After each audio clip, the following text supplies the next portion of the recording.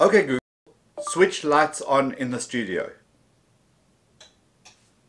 Smart home devices are awesome, but with all the risk that we've been hearing about and security cameras hacking that's been happening lately, are we really safe in our own homes? Just like you, I have lots of these devices and I'm really worried about some weirdo in some country logging in and basically having a chat with my kids. That's ridiculous. So today I'm going to show you the precautions that I take, and you can as well, to secure your home devices, still enjoy the benefit without the risk of these weirdos getting in. If you want to know how I do it, don't worry, I got you. Let me show you what you need to know. Break it down now, phone, gadget, apps, it's the Techie Guy. And welcome to another episode of Talking Tech with the Techie Guy. My name's Liron Segev, where I make tech simple. If you're into phones, gadget, apps, tips and tricks on how to, hit that subscribe button and let's get on to today's show. So the real question is, how safe or unsafe are the smart home devices? Well, it's a bit of a loaded question, to be honest. You see, let's go back to the olden days. So in the olden days, for somebody to hack into your network, they would need to be driving around in proximity of your Wi-Fi, pick up that signal, use the default admin username and password, which most people didn't change, and that's very simple for anybody to get in. Fortunately, those days have changed, where when you set up your router, it will typically ask you to change the default password. Okay, so now that our Wi-Fi are safe, does that mean that our smart home devices are safe? Well, not really. You see, one of the benefits of having a smart home system is that you can access it from anywhere in the world. If you're away on a trip, you want to check your security camera, open up the app and be able to see that. Log into your AC and be able to change the temperature. In order to do that, what you need to do is to create an account on the supplier system. And that's where the problem comes in, because for that, you need a username and a password.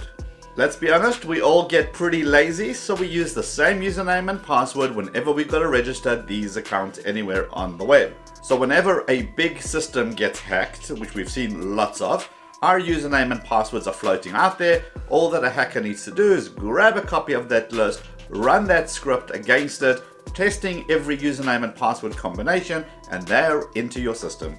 Another way that people typically get hacked is they fall for a phishing scam. Now that is when you get an email that's allegedly from the company of your smart home device, says there's a security breach or some update that needs to happen. You click on the link, it looks like their website, you put in your username and password, and now you've just handed that over.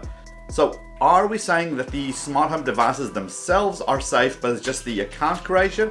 So I'm less concerned about the physical devices themselves, because again, you're back to proximity. Somebody needs to be determined in your road hacking that particular brand of security cameras.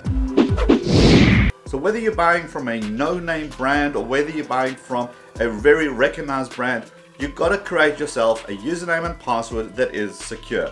Do not recycle the same passwords again and again and again on multiple sites. Go to this website, haveibeenpawned.com, and put in your email address and see if any big databases have actually been hacked with your name and passwords floating out there. Of course, immediately go and change your passwords regardless. Make it nice and complicated. And if you're using Chrome or one of these browsers that automatically suggest a complicated password, use that. It synchronizes to all your devices, so you're able to log into that same account using that complicated password. Very, very important to do that. If you don't want to use that system, find a password manager that you're happy with that gets you that complicated password. And for absolute sure, enable two-factor authentication on any device that allows you to do that. Test your own system, log into those sites with the wrong username and password and see how many times you can do that. Do you have a countdown to failed attempts? When you log in from a new computer, does that manufacturer send you an email saying, hey, something is wrong? Do you recognize this IP address? Do you recognize this location that just logged into your account?